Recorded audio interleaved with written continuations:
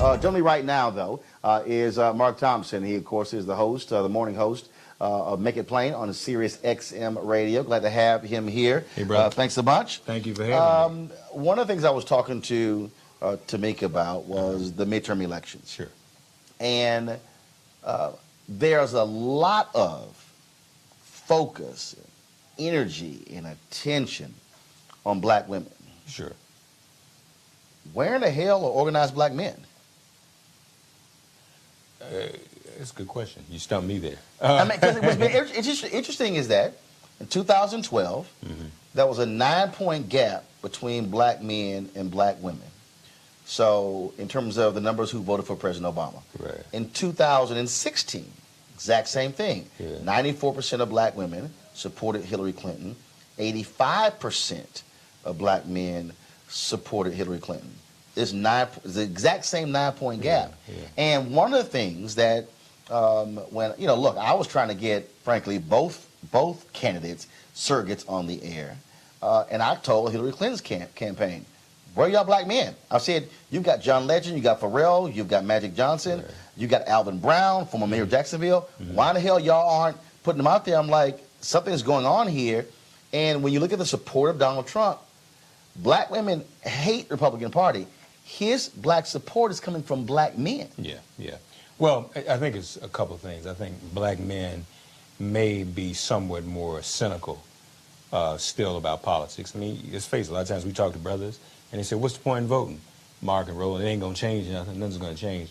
And also, quite frankly, I think we need to acknowledge, sometimes even black men assimilate in the larger society. I debated some brothers who said, couldn't a woman be president? You can't have a woman in the White House.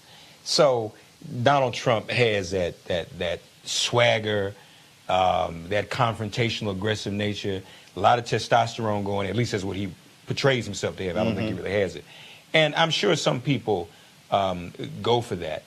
But look, I was with Gwen Moore at the Congressional Black Caucus the other day, and she said, the last day of the caucus, she said one of the most profound things, Roland.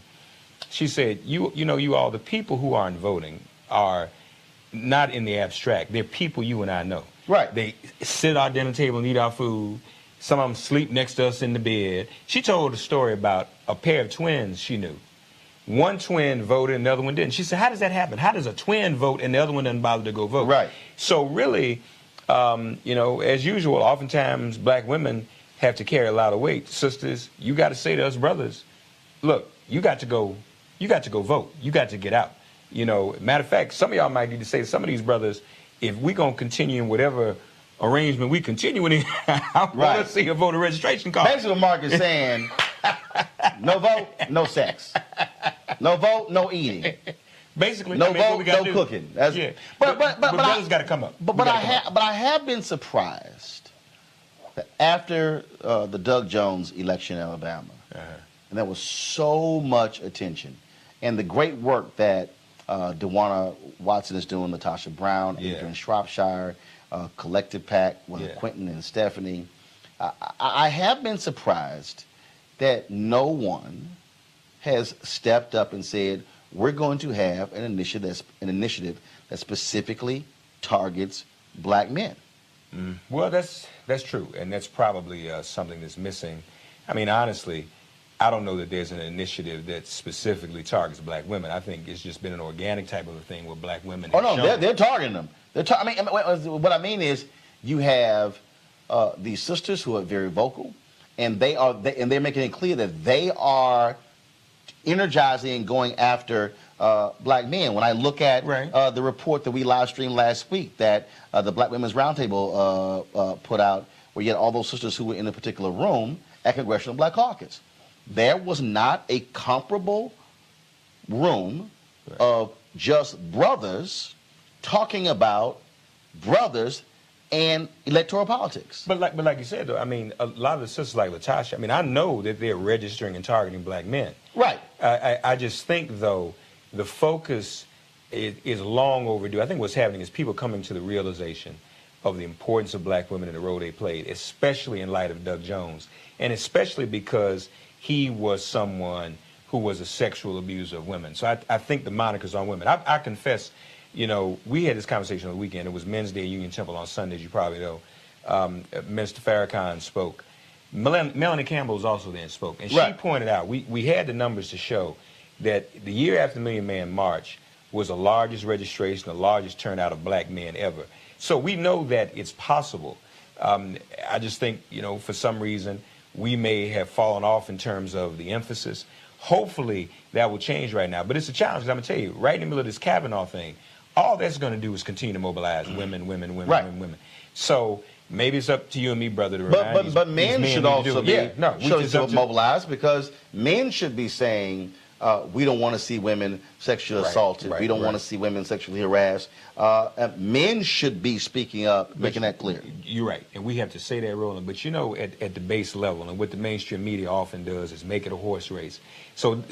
And the mainstream media tends to skew conservative. I don't care what anybody says. They try to be as non-liberal as possible. So they'll paint a picture as if this is a battle between the sexes or a man versus a woman thing. And even some of us get confused and think, well, if a woman can say that about Kavanaugh or somebody else, what if a woman says that about me and is lying? The important thing to do is not for any one of us to personalize. First of all, we know what we have and have not done.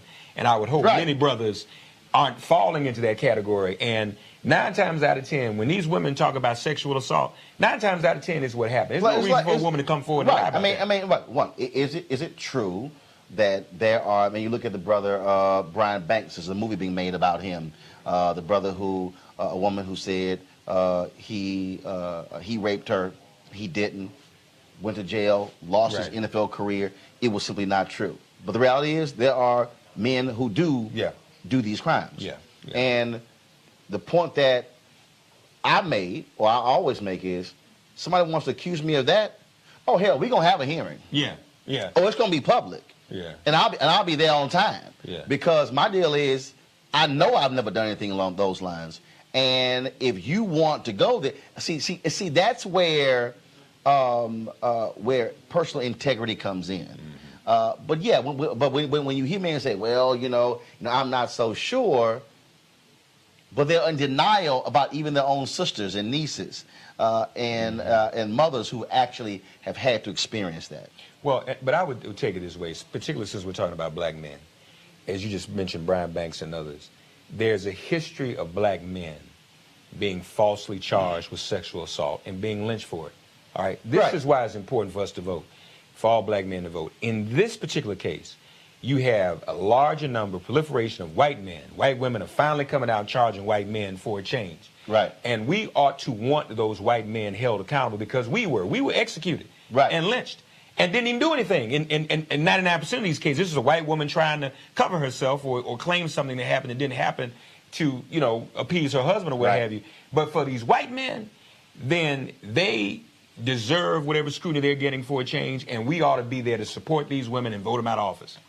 All right, then. Mark Thompson, really Thank you, appreciate it, man. Thank you so very Well, much. brother. You know, I love if I'm missing the Yankee Red Sox game up at the stadium. I appreciate it, brother. I appreciate it.